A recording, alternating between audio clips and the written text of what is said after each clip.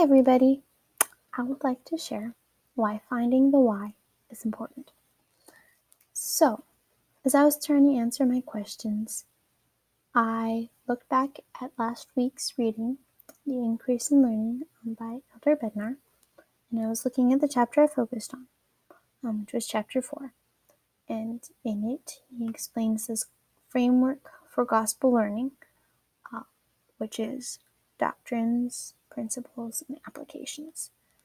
And he also shares that you need to focus more on the doctrines than just the applications. The reason for this is really summed up well by a quote by Elder Packer that he shared in the chapter, and it is, "An understanding of true doctrines and correct principles will improve behavior more effectively than the study of behavior will improve behavior."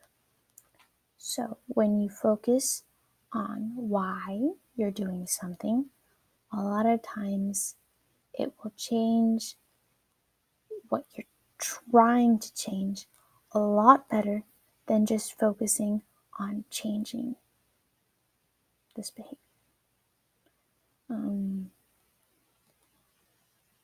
I found that this kind of idea really helped answer my questions.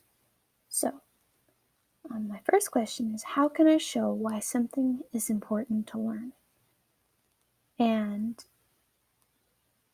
really, I think when you focus on these small little details like dates or little, like smaller details that are so important to learn and need to be learned, but aren't always the easiest to learn.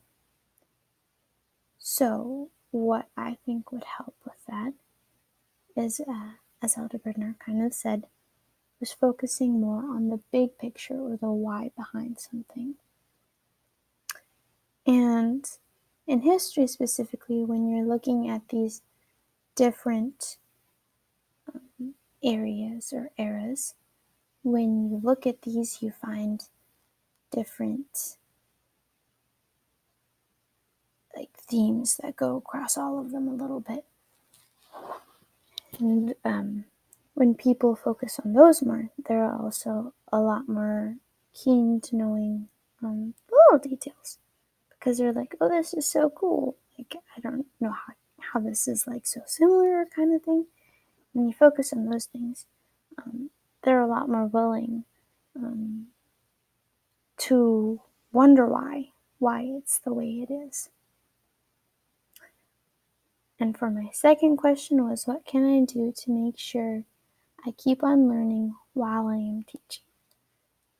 So when you're focusing on the whys and looking at the things, and your students are also focusing on the whys, they will of course come up with different ideas as to what this big picture is, and focusing on different things just because everybody's so different that they focus on different things.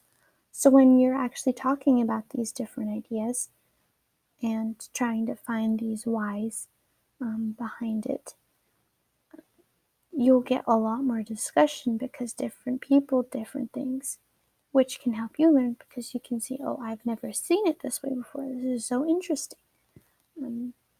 So I thought that was pretty interesting. And finally, how can I make sure my students understand what I am teaching? This is kind of a little harder, because people aren't often willing to share if they're actually understanding something. But I think specifically from what Elder Bednar shared, that if you're actually looking and making sure that they're trying to find the whys and you're trying to find these whys, they'll be able to understand it a lot better as well. And so, small I think finding the whys is important.